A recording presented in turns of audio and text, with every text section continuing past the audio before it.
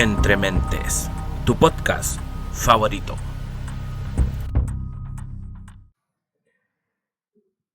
Hola amigos, hoy día nos encontramos en una edición especial de Entre Mentes, tu podcast especialmente favorito, un podcast para gente especial. En esta oportunidad no contamos con la presencia de Gonzalo Santis, nuestro conductor acostumbrado, porque tuvo un problema con... ¿Mm? Pero contamos con alguien mejor, conmigo. Mi nombre es Alexis y soy productor panelista de Entre Mentes. El invitado de hoy es un invitado de lujo. Estamos junto a don Sergio Fritz Roa, escritor, conferencista, experto en religiones comparadas, etcétera, etcétera y etcétera. Sergio, ¿cómo estás? Bienvenido a nuestro podcast. Hola, ¿qué tal? Un gusto participar de esta reunión con ustedes. Perfecto. Con Sergio hoy día vamos a hablar un poco de Chile y de su territorio desde lo mistérico, telúrico y catónico. Gonzalo Santis, te lo perdiste. Partamos por el principio, Sergio. Sabemos que tienes una amplia carrera, una amplia producción literaria, con libros sobre esoterismo, sobre brujería en Chile, sobre el culto a la serpiente y sobre este verdadero medium inconsciente que fue Howard Philip Lovecraft. Además, has desarrollado investigaciones sobre misterios en la geografía de Chile. Sergio, ¿cómo fue que llegaste a escribir sobre estos temas? ¿Hubo algún libro que te llevara especialmente a esta posición en la que estás?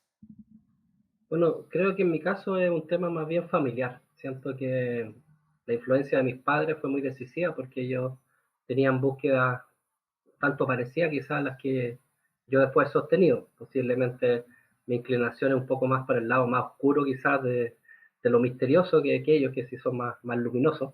Pero evidentemente había toda una historia previa que venía quizás hasta genéticamente, quién sabe.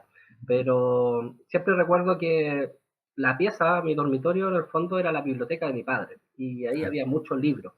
Y por supuesto que uno de los que más me llamó la atención fue El Retorno de los Brujos, por supuesto. que era este libro maravilloso de dos periodistas franceses que revolucionó como toda la visión incluso ufológica sobre el nazismo esotérico, sobre Sí. Lovecraft, misterios, de todo tipo. Fue uno de los libros que creo que me generaron como más interés.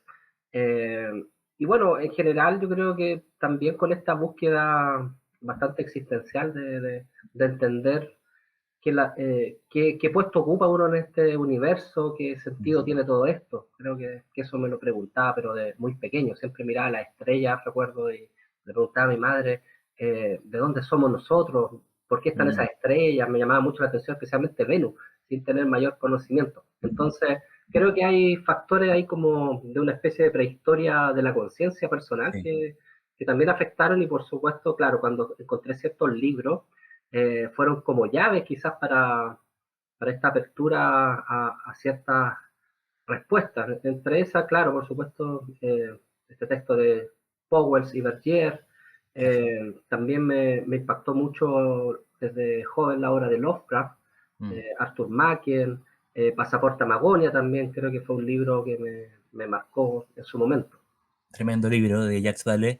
¿Algún libro en particular de Lovecraft? Si bien tiene bastantes, pero... Bueno, yo creo que especialmente su novelette, su cuento largo de Call of Cthulhu, la llamada Cthulhu, como que de verdad me generó como una sensación de que Lovecraft no era un escritor más, no era alguien que estaba ficcionando, sino alguien que de alguna manera, a través de los sueños, terminaba como canalizando ciertas realidades de otro mundo y las plasmaba. Sí. Para mí Lovecraft es un gran visionario y creo que esa fue una de las obras que más me impactó. También un relato corto que está bien olvidado que se llama El Sabueso, que describe a dos personajes que aman como todo lo macabro, el horror y que visitan lugares tenebrosos solo por el goce estético. Van Ujú. a castillos lúgubres en Europa y apenas saben de algún lugar grotesco, pero así macabro, donde hubo enterrado un brujo, pero de los más perversos, los tipos van y se atreven a desenterrar el cadáver porque tenía un talismán. Y bueno, ahí se genera una cosa muy interesante. Ese relato también me llamó como bastante la atención porque mostraba como toda esta cosa que tú mencionas, los tónicos, el inframundo, como, Sí. como todo ese mundo que está ahí como bien tapado por una sociedad tan limpia, tan perfumadita, pero que Lovecraft lo mostraba, lo grotesco, en el fondo, de- que eran tipos que desenterraban tumbas en el fondo. Es un oficio bastante sórdido, pero que Lovecraft, como lo describe, y con todo este tema de la luna gibosa que estaba ahí Ajá. resplandeciendo frente a las tumbas y las copas de los árboles que se mecían, genera como una sensación que puede ser para mucha gente espantosa, pero que también tiene una belleza, y eso como que me Absolutamente. pareció interesante. Sí, recuerda mucho al relato El extraño. Bueno, Lovecraft también tiene mucho trabajo en lo cosmológico, tiene mucha cita a la estrella, es un gran escritor. Sergio, em, hablemos del mar de Chile como lugar de misterio. El litoral central y en general también el litoral de Chile, el mar chileno parece ser un lugar mistérico por excelencia. Tenemos desde Moby Dick en Isla Mocha, en este género de aventuras naturales, hasta Lovecraft, poniendo a Cthulhu al oeste de Chile. Tenemos también a la Lemuria de Rudolf Steiner en el extremo sur de Chile y al oeste del territorio nacional. Y tenemos también a los mormones diciendo que los nefitas habrían desembarcado en el paralelo 30 de Chile, en las costas de Coquimbo actual. Hay Ese dato varias. no lo tenía, está muy bueno, está Es interesante. súper bueno, es muy bueno.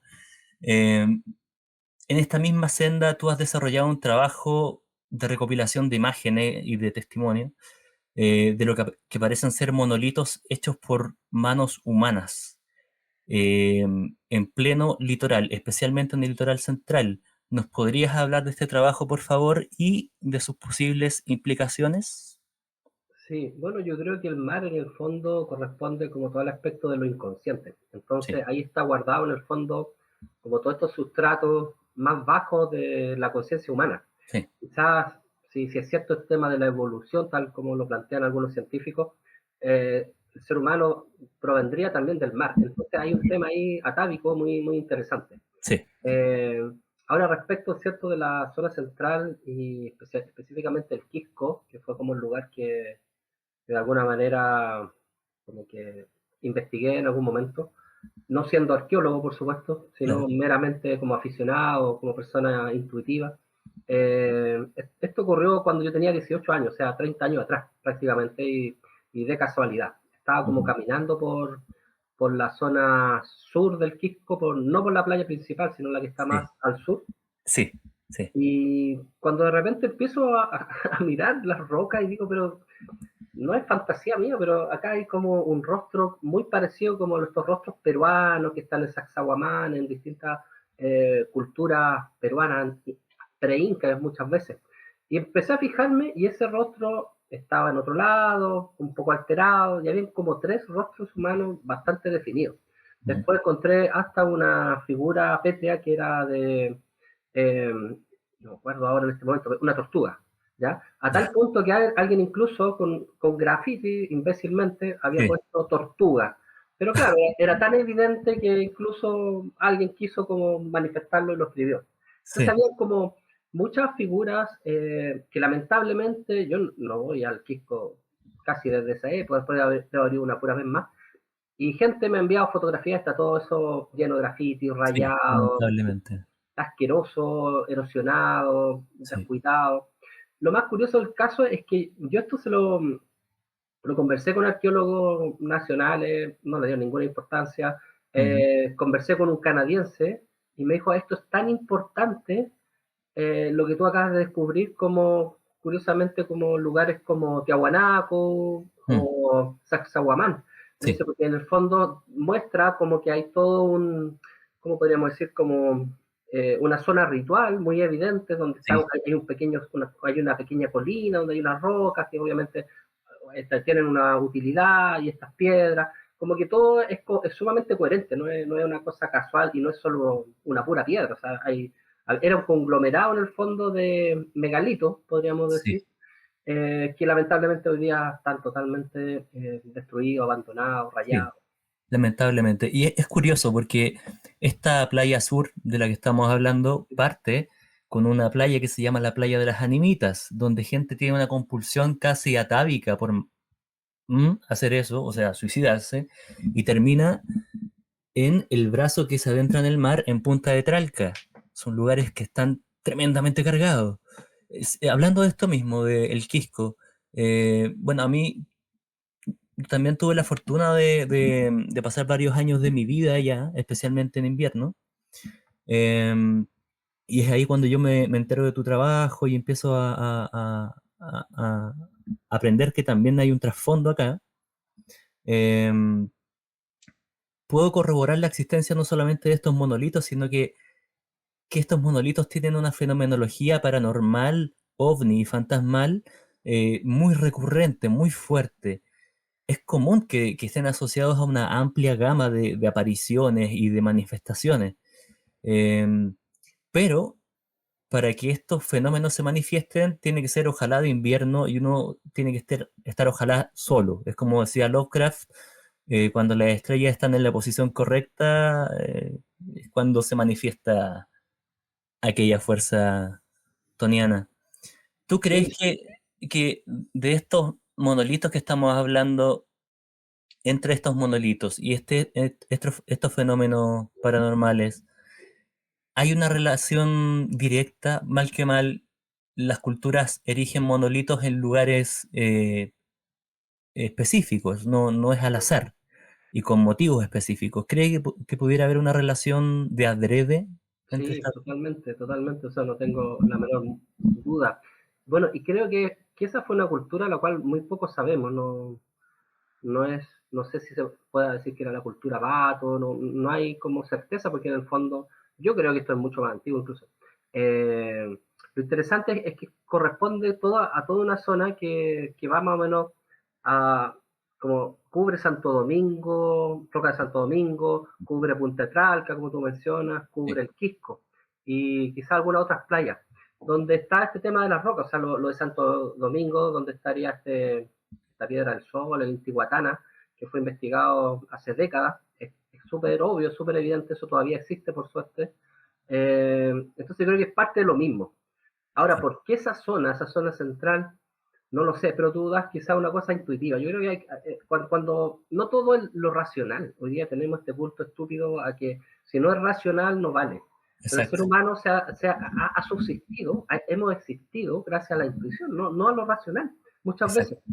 Entonces esa intuición, por ejemplo, a mí también me llevó, de hecho, a como investigar eso, como tú bien dices. Yo me acuerdo que la segunda vez que fui al Quisco fue en otoño y era muy distinto, porque la primera Mm, vez lo descubrí en el verano, ya, y era como, no, la energía era distinta, pero por ejemplo, otoñalmente esa zona irradia como otra energía, entonces yo creo absolutamente.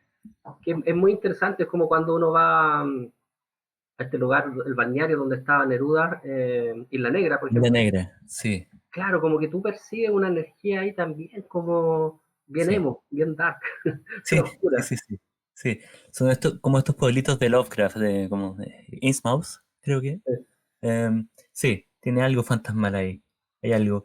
Y recordemos también que, por ejemplo, los aborígenes australianos sí, em, sitúan el origen del hombre en el mundo de los sueños. O sea, sí en el mar, pero en el mar como el conjunto de los sueños. Solamente hace poco el ser humano puede mirar el aurón, el cielo.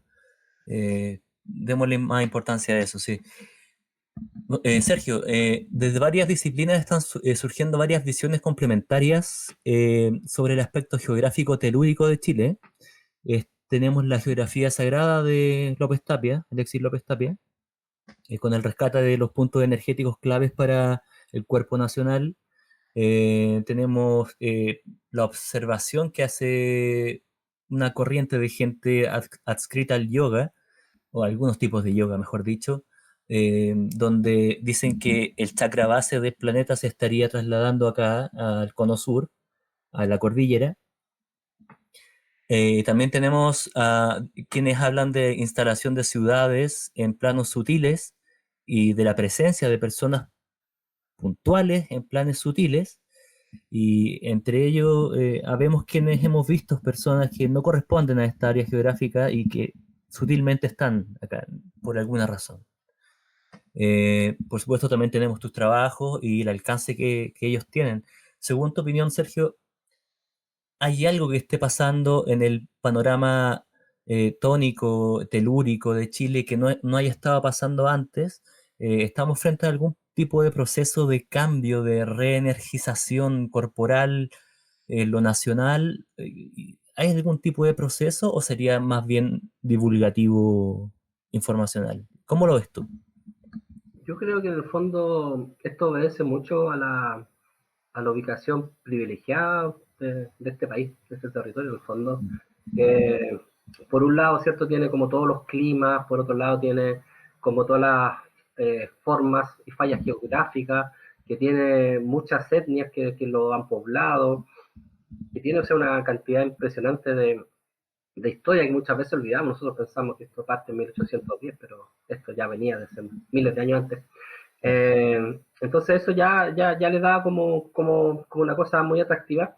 Y la cercanía a la Antártida, yo creo que en el fondo ese es nuestro, yo siempre he dicho, nuestro sur es nuestro norte, en el fondo es como que, o nuestro norte es nuestro sur, o sea, nosotros tenemos esta estúpida idea de siempre mirar hacia el norte, siempre mirar hacia el norte, y hubo un grupo muy interesante de artistas, muchos arquitectos incluso, que crearon en algún momento, no recuerdo el título, parece que era Amerindia, si no recuerdo, no era Amerindia, pero que se juntaron ellos y dijeron, ¿por qué no cambiamos un poco el mapa?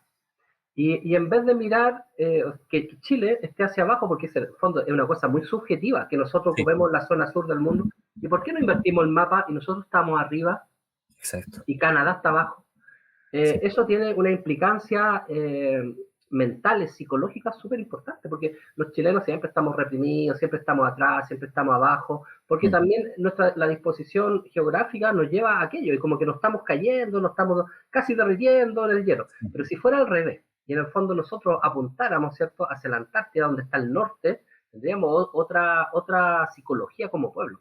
Entonces, eso es fundamental, yo creo, como de alguna manera, como hacer una especie de geopolítica espiritual, que Sí. obviamente nos cambiaría mentalmente, psicológicamente. Eh, y también entender que la Antártida en el fondo es como la sede del misterio, o sea, no hay punto en la Tierra más desconocido que la Antártida. O sea, el Ártico ya Efectivamente. está totalmente conocido, África gran parte, pero la Antártida todavía sigue siendo un territorio misterioso a tal punto que mucha gente especula que ni siquiera se puede ir a ciertos lugares, que los militares te lo impiden, que hay zonas que no se pueden fotografiar. Yo no sé eso, la verdad no puedo dar fe a favor o en contra de eso, pero sin duda que es el territorio menos horadado del Sí. planeta. Entonces es el lugar del misterio por antonomasia. Y Chile está al lado, y somos una espada claramente que apunta hacia allá. Entonces es tan evidente, pero la gente no lo ve. Por ejemplo, yo hago rutas, hago tour en Santiago, donde Ya. vemos un poco el tema patrimonial, ¿cierto? El simbolismo hermético de las casas. La Mm. gente pasa por Santa Rosa, cerca de la Alameda, donde está la Casa de los 10, muchas veces y no se da cuenta de eso. Y cuando están en mis rutas, por ejemplo, y estamos hablando, recorriendo el lugar, oh, yo he pasado millones de veces por este lugar y no me había dado cuenta que acá, no sé, está este símbolo, y es Ya. súper obvio, pero eso nos da cuenta que estamos, el chileno, una sociedad totalmente dormida. Ahora la gran pregunta es si es como eso natural del chileno o también hay como de alguna manera cierto interés que nos quiere también tener un poquito como dormidos. Exactamente. Sí. Siempre está la postura de. Sí, exactamente. O nos mantienen dormidos, o esto es más bien un panorama eboliano y aquí o son pocos los que pueden optar a un despertar. Aquí es como una dicotomía bien interesante. Y mal que mal, Sudamérica tiene forma de flecha, por supuesto, y la punta de la flecha es la que quizás debiese levantarse, como lo que decía Parravicini en cierto momento. Sergio, también hemos visto que has compartido fotografías de megalitos en Chiloé. Sergio Alcayaga, un investigador situado en el sur de Chile también, especializado en el asunto friendship, también ha compartido ciertas imágenes por ahí y ciertas reflexiones. Entre la información que tú has compartido, hace referencia al mapuche Juan Quintuyanca, quien propuso la idea de que una caravana inca llegó al extremo sur de Chile, pasó por el archipiélago de Chiloé y dejó monolitos a su paso. ¿Nos podrías hablar un poco más de esto, por favor? Bueno, bueno, hay varias cosas ahí. Bueno, a Sergio Alcayá yo lo conozco, somos prácticamente amigos, una persona que yo respeto mucho, un gran investigador, una persona más que todo de buen corazón, una persona que es extraña en este tipo de ambiente, una persona pura, ingenua diría incluso, de buen corazón, limpia. Eh, y que, claro, ha ido a Chiloé, ha investigado y ha tenido aventuras bien extraordinarias. Sí, busquen la información de él, lo que le pasó a él cuando fue a Chiloé en búsqueda de la recta provincia, por ejemplo. Las experiencias que tuvo fueron realmente macabras. Eh, y bueno, claro, de alguna manera también se encontró frente a este misterio chilote, que en realidad son los misterios chilotas, porque por un lado tenemos esta cosa mitológica, por otro lado tenemos la brujería chilota, que quizás se puede hasta desgajar de esa mitología, porque que tuvo incluso un tipo de acción histórica, ¿cierto?, con los procesos a la Sí. brujería en el 1880. Y por otro lado, está estas cosas extrañas de Chiloé, como estos moai chilotes, Sí. que están cerca de Ancud, y que también son bien misteriosos, posiblemente no son tan antiguos, pero ¿quién los erigió? ¿Por qué los pusieron ahí? ¿Cierto? Yo participé de un encuentro ufológico hace algunos años en NAL, donde estuvo Zafate, Fuensalida, Parra, bueno, yo fui 2 veces. Y, y recuerdo que la persona que organizaba esto, un pescador, un marino de NAL, nos contaba que cerca de uno de los fuertes que están como para ese lado, habían llegado personalidades de distintas credos. Mm. Él me dijo, bueno, él quizás no sabía mucho, pero él vio o creyó que había un musulmán, que había un judío, que había un cristiano, no sé, distintas Mm. personas, un budista también, un Sí. lama, me dijo, y estaba seguro que era un lama.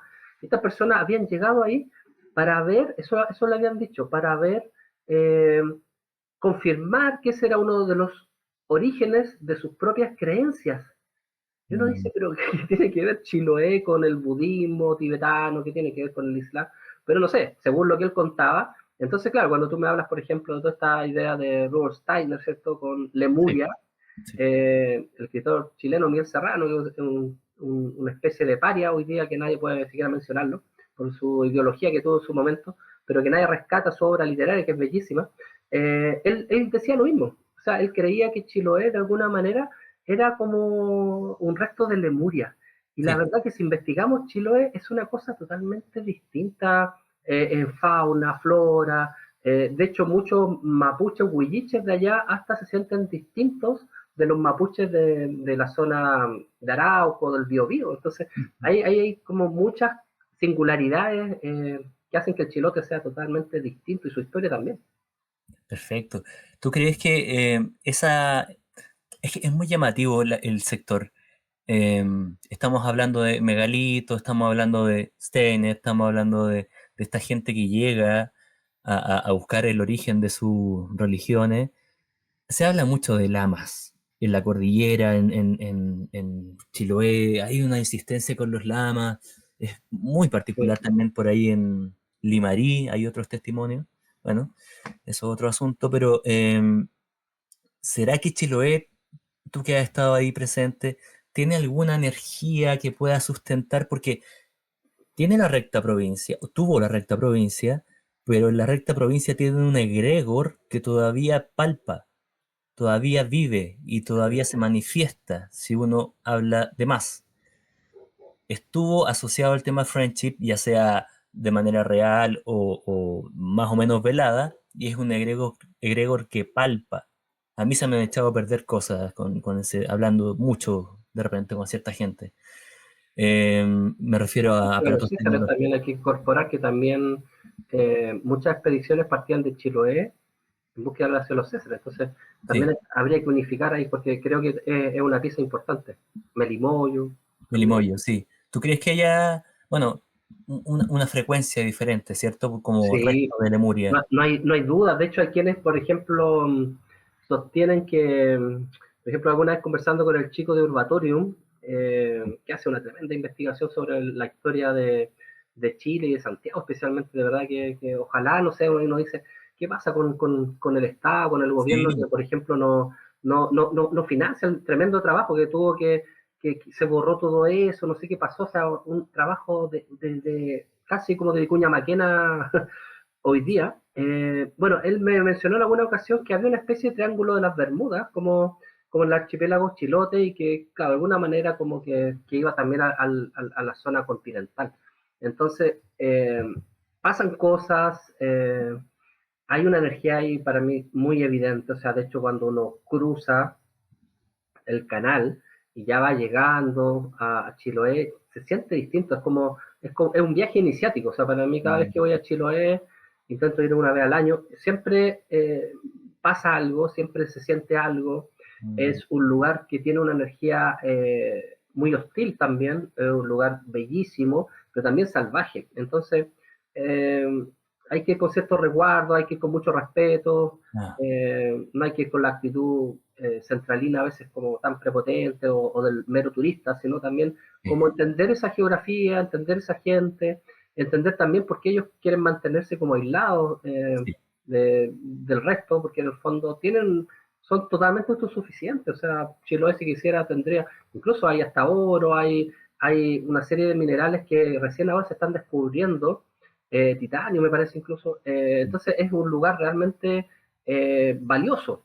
No por nada, Piñera también compró gran parte de la isla. Por supuesto, eso ya nos confirma algo.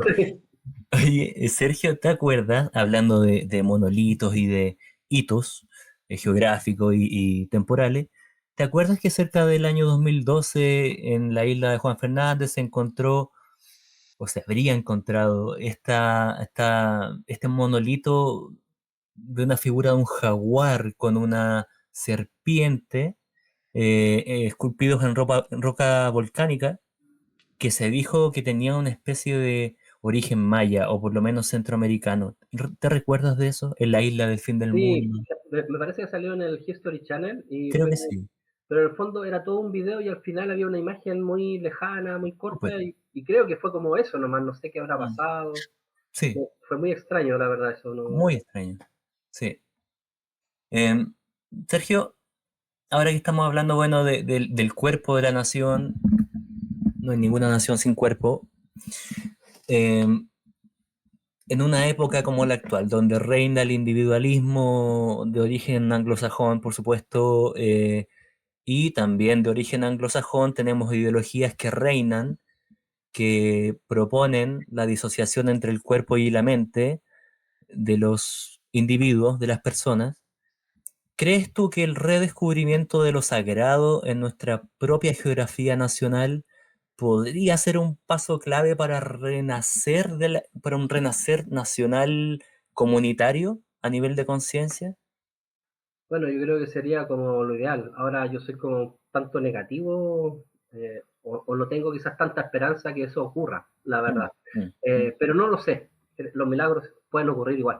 Eh, Porque siento que estamos tan, podríamos decir, como bombardeados por Sí, justamente esto que tú mencionas, como de este pensamiento atomizante, atomizador, sí, individualista, estamos tan metidos en eso, ¿cierto? Que también es validado por un tipo de música como el reggaetón, que también es validado por eh, los malls, por una cultura mercantilista demasiado, como dice también, de origen como muy anglosajón, eh, que rompe un poco con la idea del chileno y la chilena antigua, que en el fondo era como una sociedad un poco más comunitaria, que tenía valores, que era muy solidaria. sí. Todo eso se ha ido desgajando, se ha ido perdiendo. Yo creo que hay que hacerlo, igual el esfuerzo siempre va a valer la pena en el fondo, y creo que evidentemente la mejor manera es como, de alguna manera, o sea, volver como al origen. ¿Y cuál Mm, es el origen? Justamente el paisaje, el sí, territorio, el clima, eh, entender dónde estamos ubicados, o sea, porque hoy día también tenemos esta cultura de saqueo, de destrucción, de deforestación, eh, este caso del edificio en las dunas, por ejemplo, con Jon, que Sí, generó hasta memes, ¿cierto? Que puede parecer como bien chistoso de alguna manera para algunas personas, pero en el fondo refleja muy bien esta sociedad de consumo, que da lo mismo construir donde sea. claro. Lo importante es generar dinero, pero sin conciencia del lugar. Es como cuando de repente tú vas a ciertos lugares que son como bonitos en Santiago, como que todavía como que queda algo de Santiago antiguo, y de Mm, repente instalan un edificio, no sé, de 20, 30 pisos que no tiene nada que ver con la arquitectura, que impide que la gente que vive ahí tenga una vida armónica. Entonces no hay política arquitectónica, no hay respeto hacia el vecino. Entonces creo que todo eso no ha causado mucho daño. También todo este tema político, que siempre lo mismo, repetimos sí, las cosas, de la división continua. Y yo entiendo que obviamente tenemos que tiene que haber una memoria histórica, tiene que haber un recuerdo, tiene que haber justicia, todo eso. Pero también tenemos que avanzar y también tenemos que llegar absolutamente. a soluciones. Y Sí, eso, y eso es grave. O sea, cuando no podemos dialogar y no podemos llegar a acuerdos, vamos a seguir como en un bucle. Así como que siento como que se repite lo mismo, se repite lo mismo. Y eso es, en el fondo, es negativo para todos. O sea, no, más de, absolutamente. Es una especie de samsara político. sí, Sí, de hecho, en Francia todavía siguen peleando por la Revolución Francesa, o sea, es una excusa para este contra este.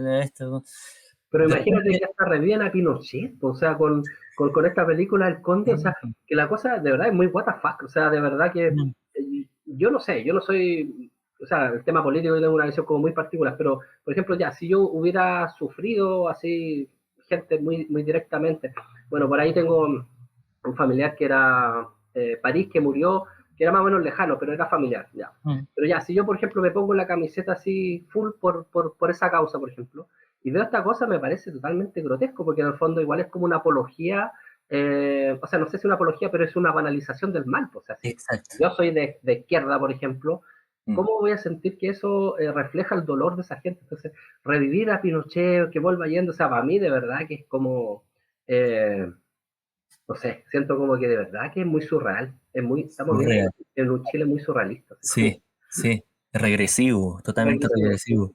O tenés que llamar a Freud y hacernos una gran terapia. totalmente. Oye, a lo mejor existe una especie de...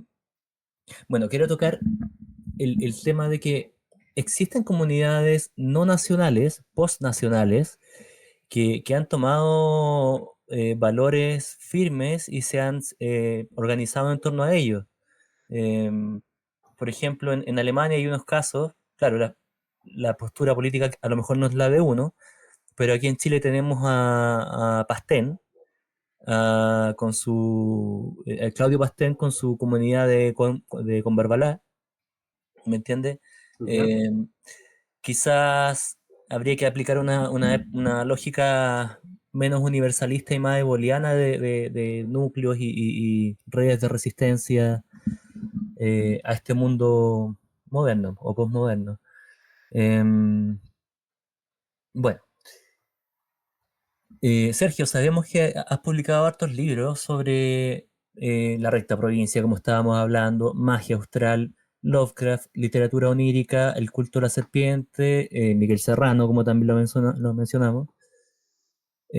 Todos estos temas son temas que tienen cabida dentro de la visión del podcast y son de nuestro interés y del interés de nuestro público. ¿Dónde podemos conseguirnos estos libros, comprar estos libros? Bueno, hay algunos textos, como por ejemplo Magia Austral, que está en varias librerías, especialmente la Antártica, la chilena, en la que leo, Magia Austral, por ejemplo. Y lo otro ya como directamente conmigo. Ahora es fácil ubicarme, o sea, ponen Sergio Fritz y van a llegar a mi Facebook, a mi Instagram, no es, no es tan complejo, la verdad. Sergio, vimos que estás realizando talleres también en tu página de Instagram. ¿Nos podrías comentar en qué consisten esos talleres? Bueno, a mí me interesa mucho, bueno, podría decir que tengo como dos dimensiones quizás de interés. Una que es la literatura, especialmente el horror cósmico, Ya. en la línea de Lovecraft, Arthur Blackwood, Mackey, todos esos autores. Y por otro lado, el esoterismo. Y bueno, dentro del esoterismo, claro, me gusta cada cierto tiempo hacer algunos cursos, talleres, ya sea de alquimia, de brujería tradicional. Eh, creo, creo que hay como cosas bien interesantes ahí en el fondo de buscar, y siento como que en Chile todavía no hay mucho autor que se tome muy en serio esto. Siento como que también hay una especie de brujería o de magia a veces muy light, muy simple, como que Muy falta light. la profundidad. Sí, hemos visto incluso con Gonzalo Donoso, nos hemos reído honestamente de algunos avisos que de repente encontramos en Instagram, brujerías de tal corte ista y con una visión totalmente ahistórica de la historia, antihistórica. Hay subjetivismo también para lo que no debiese ser subjetivo. Es Eh, curioso ese fenómeno y yo creo que es muy interesante porque, eh, claro, pues ahí también quizás uno podría decir como uno ya es quizás de otra generación, ya es mayor, como que uno tiende quizás como también tener una mirada como de especie de superioridad moral respecto a eso. Yo también como que intento como observarme, ¿no?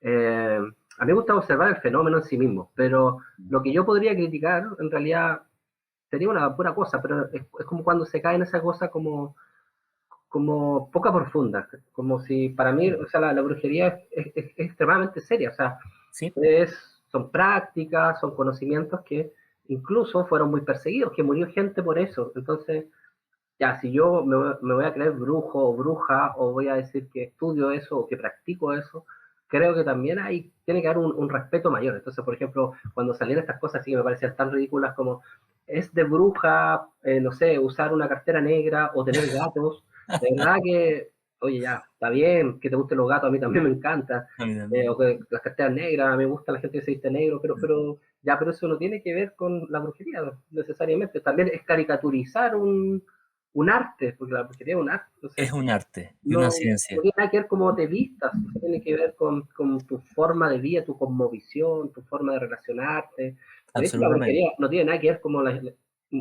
generalmente la gente cree, que están todo el día haciendo hechizos, amarres. La brujería también es un camino de autoconocimiento. O sea, de Sí, hecho, para mí la brujería es lo que continuó el chamanismo sí, europeo. ¿No? absolutamente.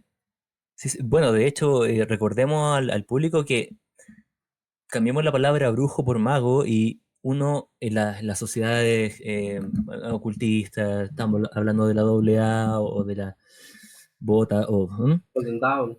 claro, de Golden Dawn o ciertos spin-off de la masonería egipcia, em, tú llegas a ser mago. Tú eres un aprendiz gran parte de tu vida. Tú llegas a ser mago. Tú no te autoproclamas mago. Es como autoproclamarte ingeniero. Es una estupidez. Y tú eres un aprendiz para siempre. Hay una cosa de saber dónde estás parado. Em, Sergio, ¿qué se viene para el futuro para don Sergio Fritz Roa? Bueno, un libro que se llama Brujería Chilena, donde en el fondo quiero como hacer un repaso histórico Mm, de los principales hitos de nuestra brujería. Eh, También hablar acerca de cuáles son las características de esta brujería, por qué se diferencia quizás con otro tipo de brujería, como la europea, por ejemplo. mm, Todo el elemento indígena que es muy poderoso, que se fusiona con el elemento español, especialmente gallego, vasco, y que sí, hace una fusión muy, muy rica, la verdad. Donde también, claro, tengo que hablar de esta provincia, por supuesto, de los procesos de Chillán, que son interesantes, los procesos sí, de concepción contra los brujos, también de la Quintrala, también de lugares donde este arte es como conocido, no sé, pues Talagante, Melipilla, sí. Machalí, por ejemplo, Icaví. Entonces, eso se viene, yo creo como que va a ser como mi próximo libro, que espero ya, ya poder editar quizá en enero o febrero del próximo año. Perfecto, perfecto. Eh, Sergio, te queríamos agradecer por haber estado con nosotros, por haber tenido la paciencia de estar conmigo como presentador novato y en realidad con Entre Mentes y con nuestro público. Muy interesante tu trabajo y ojalá pudiéramos tenerte también para una segunda oportunidad. Bueno, yo feliz y agradecido, así que quedaron varios temas, así que Sí. Hablaremos más de Lovecraft quizás en otra ocasión o hasta de ovnis, quién sabe. Cuando las estrellas estén alineadas. Alineadas. Muchas gracias, Gracias a Sergio ti. Fritz Roa.